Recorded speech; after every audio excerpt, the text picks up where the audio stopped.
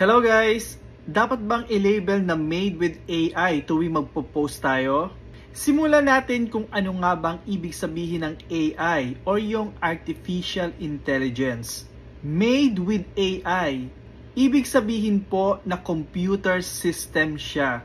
Gawa ng digital computer or computer-controlled robot.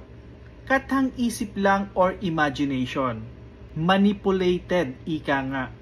Itong made with AI na nakikita sa mga post natin ay for transparency purpose po. Para malaman ng tao na makakakita or makakapanood ng mga content ninyo like photo, video, or audio. Kung totoo ba ito or gawa lang ng computer or AI generated. Katulad po nitong mga ito.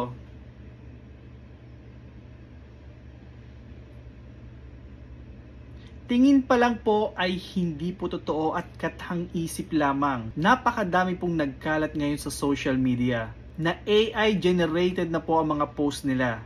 Ang tanong, kailangan bang i-label as made with AI every time na magpo-post tayo sa Facebook?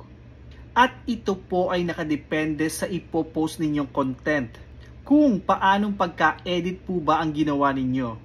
Kung simpleng edit lang naman at sa Facebook mismo ninyo inedit, like caption or enhancement lang ng color, ay no need na po lagyan ng made with AI. Napakadami ko pong nakikitang post na lahat na lang po nilalagyan ng made with AI. Kahit simpleng cellphone picture lang po like yung selfie, na hindi mo naman makikitaan na ginamitan ng technology or digital computer. Piece of advice lang po guys na kung hindi nyo naman ginamitan ng third-party software or application na may feature ni AI, ay huwag nyo na po lagyan ng label na made with AI dahil hindi po siya match sa ipopost nyong content. Tandaan nyo ba nung nauso yung Photolab dati? Maaaring yung iba po sa inyo ay gumagamit pa rin hanggang ngayon. AI powered din po siya. Na tipong yung ordinary na photo ay matatransform sa isang masterpiece na parang ikaw na ikaw. Pero totally na-enhance ng photo. Ngayon guys, kung nakalimutan nyo naman na lagyan ng made with AI, pero AI generated naman ang photo or video na i-upload ninyo, ay may violation ba or penalty? At ayon po sa Help Center, basahin po natin, there may be penalties if you do not label content as required. Ito po at nakalagay po dito na maybe. So ibig sabihin po dyan na pwedeng magkaroon. Pero so far po wala pa naman pong inilalabas si Meta regarding po sa penalties. Dahil nasa trial period pa lang po sila. For now, nothing to worry po at wala pong violation or penalty po dyan.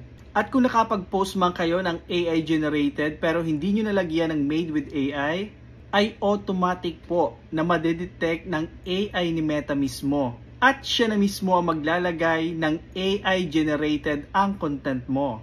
Kaya sabi ko nga, for now, wala pong problema kung hindi nyo man malagyan ng label yan na made with AI.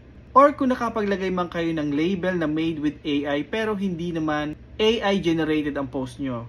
For transparency purpose lang po ito. At eto po guys, importante po ito. Nakasaad pa rin po dito na upon posting po natin ng AI generated or yung made with AI ay isaalang-alang pa rin po natin ang community standards ni Meta. Dahil naka-apply pa rin po yan dito. Like yung mga harmful content, harassment, bullying, and so on. Kaya maging aware pa rin po tayo sa mga polisiya ni Meta. At uulitin ko po, ito pong made with AI ay for transparency lang po. At yun lang po guys, at para po sa mga updated na tutorials dito sa Facebook, follow and share.